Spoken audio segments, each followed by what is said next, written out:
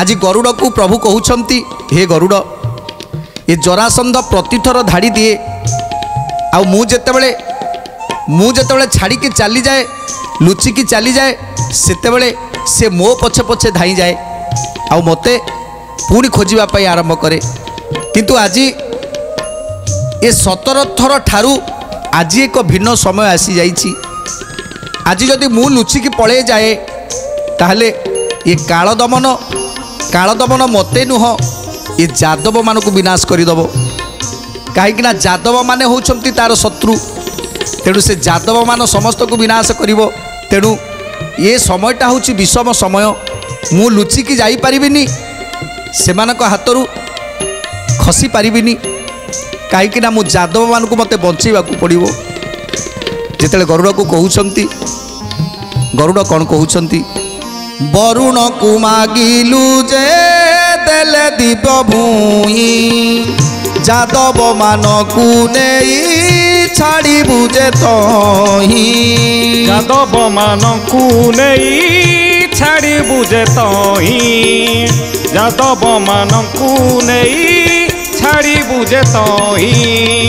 जे जायुध दन सपदादि करी मथुरा स्थापिबु नहीं द्वारावती पुरी। मथुरा स्थापिबु नहीं द्वारावती पुरी, मथुरा स्थापिबु नहीं द्वारावती पुरी। तेणु आज गरुड़ को कहउछंती हे गरुड़ मु चिंता करिछि आज मथुरा कटक समस्ते आज शोई पड़िछंती आउ जगिकी बसिछंती काल दमनर सैन्य सामंत माने, जरासंधर सैन्य सामंत माने। रात्रि प्रभात हेबा क्षणी समस्ते समस्ते जादव वंश को विनाश करने प्रस्तुत ही रही। तेणु सकाळ हवा पूर्वरु ये रातिक भितरे ये जादव मान समस्त को नहीं वरुणपुर को पहुँचा पड़ो। वरुणपुर को पहुँचा पड़ो। आ वरुणपुर रे सबु व्यवस्था कर देइछंती राजा वरुण। कुशस्थलीपुर रे सबुकिछि स्थिर हो जाइछि। तेणु से कुशस्थलीपुर पर्यंत जीवा दरकार। तुम्हें खाली एतिकी साहाय्य कर हे गरुड़, तुम्हें ये मथुरा कटक को पिठी रे बही नहीं से द्वारका अभिमुखे चली जाओ। द्वारकापुर रे से मानकु स्थापन करेबो। ए कथा को सुनी आज गरुड़ कौन करुछंती, पुणी खगेश्वर तहु होइला हरस कटक को पिठी परे बसाई पखीस। गोविंद माधव कृष्ण श्री मधुसूदन, गोविंद माधव कृष्ण श्री मधुसूदन।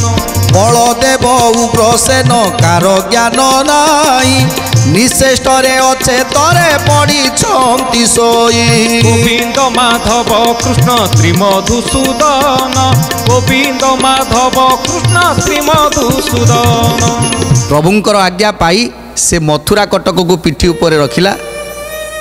गरुड़ से पिठी ऊपर थोई एथर आकाश मार्ग रे उड़ी उड़ी जाउछंती। समस्ते निद्रा जाइछंती, कहार निद्रा भांगुनी। बलदेव उग्रसेन जेते जादव माने अछंती आज समस्ते निघोड़ निदरे सोई पड़िछंती। आज गरुड़ पक्षी ऊपर बसी पिठी ऊपर बसी जाउछंती वरुणपुर को। वरुणपुर रे कुशस्थलीपुर रे जाई पहुँची जाइछंती। आज खगेश्वर